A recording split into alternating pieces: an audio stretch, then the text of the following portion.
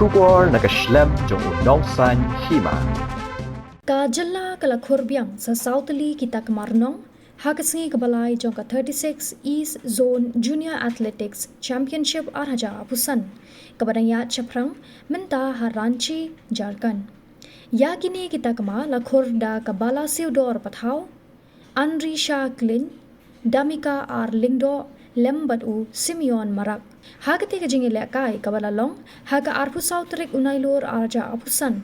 Kabala siudor kala Khur ya ka Takma Rnong, haga jingi ko mare kabalai hajar mitar.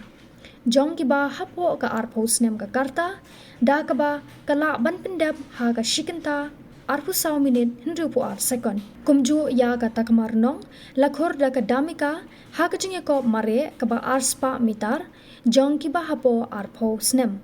Hadin bakla pendap hagi arpundriu minit saupusan second.